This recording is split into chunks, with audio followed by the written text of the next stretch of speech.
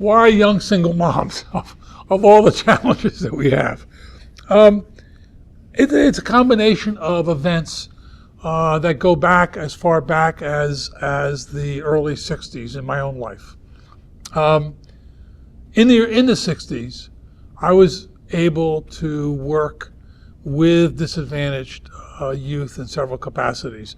When I was in Philadelphia, I worked in the Youth Conservation Corps in 1963, which was a special program for disadvantaged youth from the inner city to bring them into a different environment during the summer, and to create an opportunity for them to see themselves differently as opposed to simply being on the street all summer long, which creates all sorts of challenges for them. I was able to talk to these young men and get a sense of the challenges they faced in their lives. I grew up in a working class environment in Philadelphia. My own family background is one of really the lower economic class. I mean, we didn't have a lot of money. When I was at Michigan in the 60s, I was in population planning. That was the field, one of my fields of study, human genetics and population planning. So I was in the medical school on the science side and the School of Public Health on the program side. So I had to see the world as the combination of science and programmatic activity, which is, doing things for people. And I had a chance to interact with people and be involved with Planned Parenthood in Detroit. And what I observed in the Detroit area, and this then later in genetic counseling in Detroit, was that for many of the young women that I had a chance to talk to, it was not an issue of them not knowing about sex. It turned out they all really knew about sex. And it wasn't that they didn't know about contraception. They understood about contraception and condoms particularly. What I discovered is that for some particular reason, when they were pregnant, they were rewarded for being pregnant. They were given gifts, presents, they were treated well. They were almost honored by the guys. Because for the guy, there was a bit of bragging to see a girl pregnant with his baby. There was a sense of pride.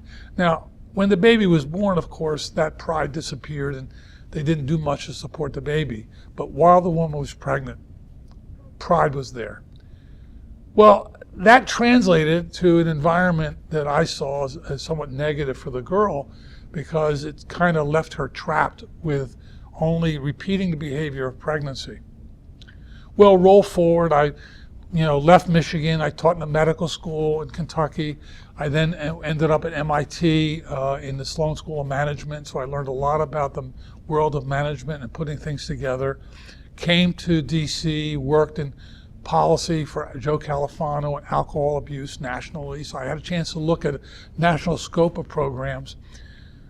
Started teaching part-time at Johns Hopkins in genetics, in biotechnology. I taught the business courses, and through my teaching at Hopkins became reacquainted with the advances in technology and biotech, particularly DNA testing. 2 years ago, I met a woman whose 15-year-old child had a baby.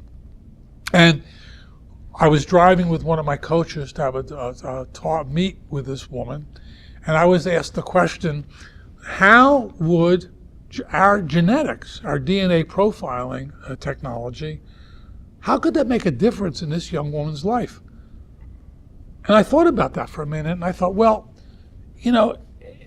DNA is immutable. It is who you are.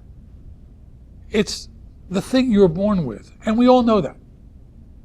Doesn't matter whether we knew how to read the genetic code. Our grandparents knew that their heredity dealt us the hand of life we're dealt with. That's why we take after Uncle Joe or Aunt Susie or whatever. We all know we've got these attributes that mimic our parents and grandparents, our brothers and sisters. And I said, this is an opportunity to get inside her mind in a non-threatening way, in a non-abusive way, in a way that she can learn who she is. And so for me, it was just connecting the dots.